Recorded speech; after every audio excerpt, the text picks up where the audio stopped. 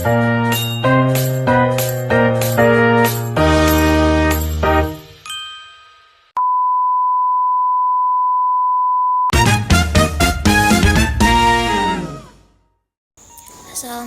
warahmatullahi wabarakatuh.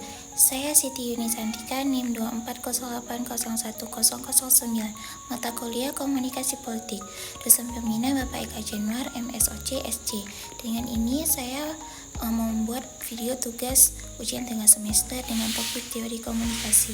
Dalam kesempatan kali ini, saya akan menjelaskan tentang teori-teori komunikasi beserta contoh bagaimana hal tersebut dapat diaplikasikan dalam kehidupan sehari-hari kita. Saya berharap tugas ujian tengah semester saya dapat memberikan wawasan baru dan memicu pemikiran kritis kita. Menurut Prof. Dr. Hafidz Cakara PhD, teori komunikasi adalah suatu kerangka kerja untuk memahami proses komunikasi. Ada beberapa konsep utama tentang teori komunikasi menurut beliau. Komunikasi adalah proses dinamis yang melibatkan pengirim dan penerima pesan. Komunikasi menggunakan simbol-simbol seperti kata-kata, bahasa tubuh, dan ekspresi wajah untuk menyampaikan makna. Komunikasi melibatkan interaksi antara pengirim dan penerima, di mana keduanya saling mempengaruhi. Komunikasi juga adalah proses traksional yang melibatkan berbagai makna dan arti antara pengirim dan penerima. Beliau menekankan bahwa komunikasi yang efektif memerlukan pemahaman yang baik tentang proses komunikasi dan faktor-faktor yang mempengaruhinya, seperti konteks, budaya, dan pengalaman individu. Dengan demikian juga, teori komunikasi menurut Prof. Hafidz Cakara memberikan wawasan tentang bagaimana komunikasi dapat berjalan efektif dan berbagai situasi.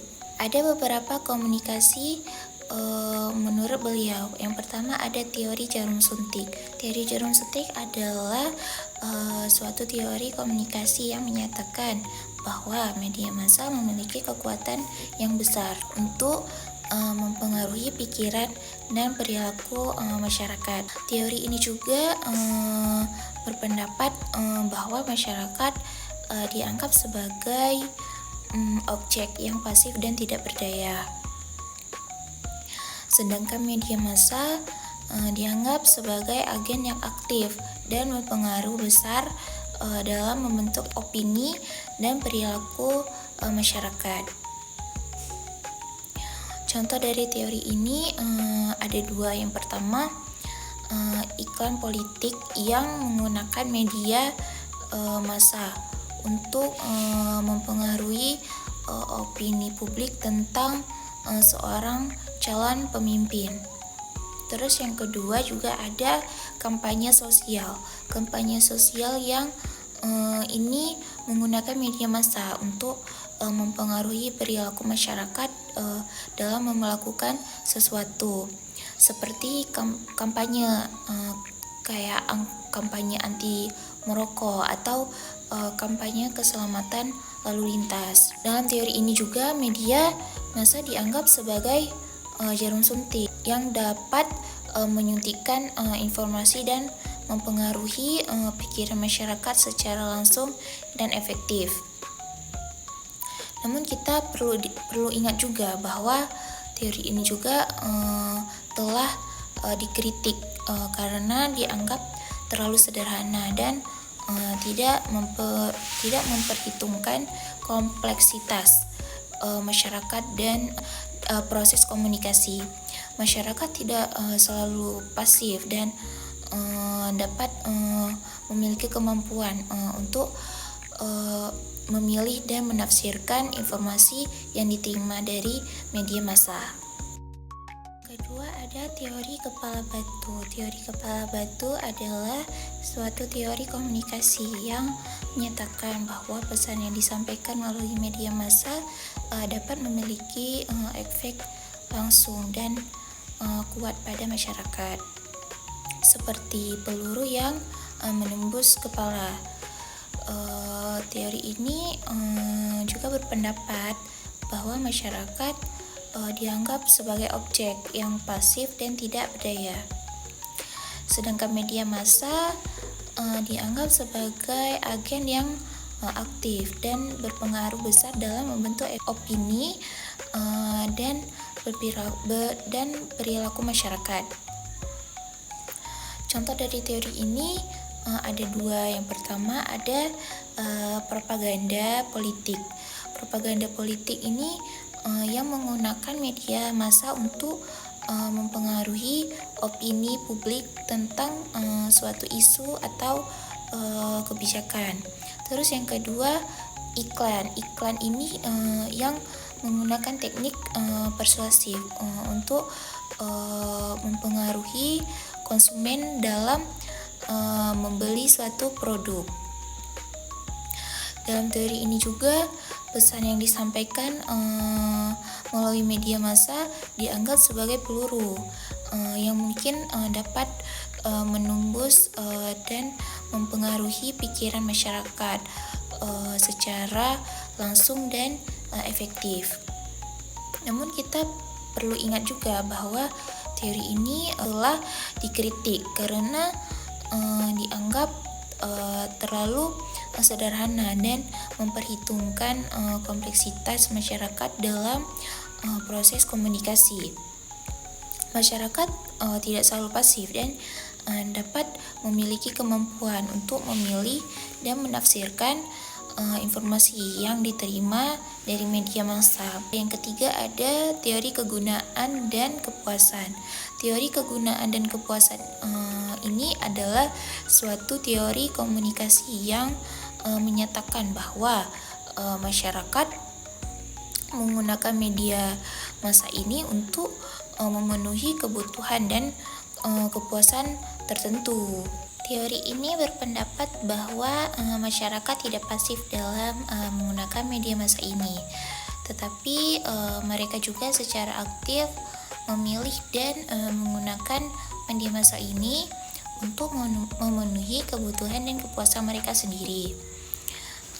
Contoh dari teori ini ada 3. Yang pertama ada seseorang yang menonton acara berita untuk memperoleh informasi tentang kejadian terkini dan memahami apa yang terjadi di dunia. Yang kedua ada seseorang yang mendengarkan musik di radio untuk melepaskan stres dan meningkatkan mood mereka gitu. Yang ketiga ada seseorang yang membaca artikel di internet memperoleh pengetahuan dan informasi tentang topik tertentu. Dalam teori ini masyarakat dianggap sebagai agen yang aktif dalam menggunakan media massa ini untuk memenuhi kebutuhan dan kepuasan mereka sendiri. Itu ada beberapa macam. Yang pertama ada kebutuhan informasi, kedua ada kebutuhan hiburan dan kebutuhan sosial, dan yang terakhir ada kebutuhan identitas. Dengan demikian juga teori ini menekankan pentingnya memahami kebutuhan dan kepuasan masyarakat dalam menggunakan media massa ini. Dan juga bagaimana media massa dapat memenuhi kebutuhan tersebut. Yang keempat ada teori lingkar kesunyian. Teori lingkar kesunyian ini adalah suatu teori komunikasi yang menyatakan bahwa masyarakat cenderung untuk tidak mengungkapkan pendapat atau pandangan mereka jika mereka merasa bahwa pendapat tersebut tidak populer atau tidak sesuai dengan mayoritas mereka gitu. Teori ini dikembangkan oleh Elisabeth Noelle Neumann, seorang ahli komunikasi Jerman. Menurut teori ini, masyarakat memiliki kemampuan untuk merasakan opini publik dan cenderung untuk menyesuaikan diri dengan opini mayoritas. Contoh dari teori ini adalah dalam sebuah diskusi kelompok seseorang mungkin tidak berani mengungkapkan pendapat yang berbeda dengan mayoritas karena mereka takut dianggap tidak populer atau diisolasi. Terus ada dalam sebuah pemilihan umum, seseorang mungkin tidak berani mengungkapkan dukungan mereka kepada kandidat yang tidak populer karena mereka takut mendapatkan reaksi negatif dari masyarakat. Terus ada dalam media sosial juga, seseorang mungkin tidak berani mengungkapkan pendapat yang tidak populer karena takut mendapat komentar negatif atau dibully. Teori ini lingkar kesunyian merujuk pada fenomena di mana masyarakat cenderung untuk diam dan tidak mengungkapkan pendapat mereka karena takut diisolasi atau dianggap tidak populer. Hal ini juga dapat menyebabkan opini mayoritas menjadi semakin kuat dan dominan, sementara opini minoritas menjadi semakin lemah dan tidak terdengar. Terus ada teori penanaman. Teori penanaman adalah suatu teori komunikasi yang menyatakan bahwa paparan jangka panjang terhadap media massa, terutama televisi,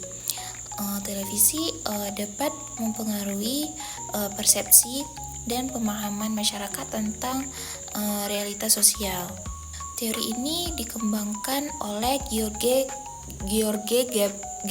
Gabner, seorang ahli komunikasi dari Amerika.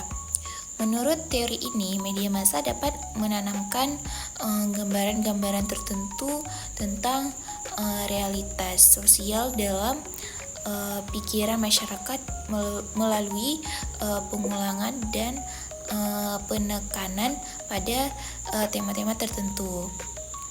Contoh dari teori ini adalah paparan terhadap film-film kekerasan yang dapat membuat masyarakat percaya bahwa dunia ini berbahaya daripada yang sebenarnya.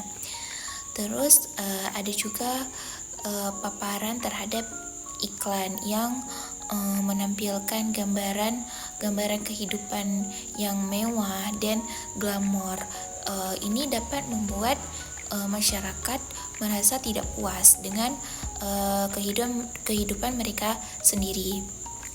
Terus ada paparan terhadap berita tentang kejahatan yang dapat membuat masyarakat merasa takut dan paranoid tentang keamanan mereka sendiri.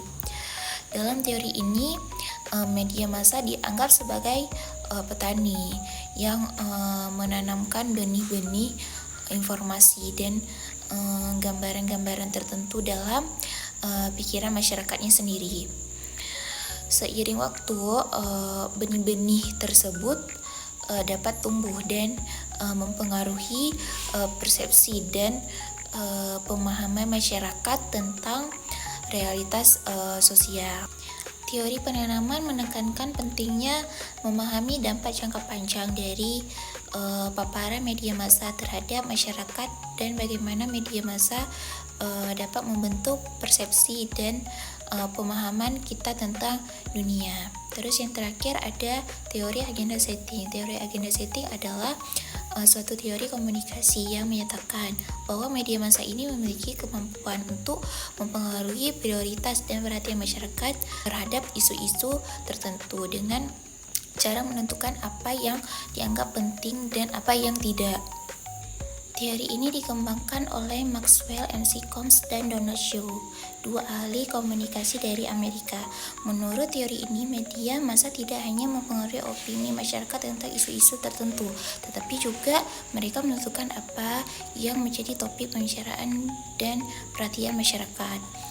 Contoh dari teori ini adalah ketika media massa memberikan liputan yang sangat luas tentang isu korupsi, masyarakat cenderung untuk menganggap bahwa korupsi adalah isu yang sangat penting dan perlu ditangani segera. Dalam teori ini, media massa dianggap sebagai penentu agenda yang menentukan apa yang menjadi prioritas dan perhatian masyarakat. Dengan demikian, media massa memiliki kemampuan untuk mempengaruhi opini publik dan kebijakan pemerintah dengan cara menentukan apa yang dianggap penting dan apa yang tidak. Teori agenda setting menekankan pentingnya memahami peran media massa dalam membentuk opini publik dan kebijakan pemerintah, serta bagaimana media massa ini dapat digunakan untuk mempengaruhi perubahan sosial dan politik. Demikianlah presentasi saya kali ini. Semoga presentasi yang saya sampaikan bermanfaat. Terima kasih atas perhatiannya. Wassalamualaikum warahmatullahi wabarakatuh.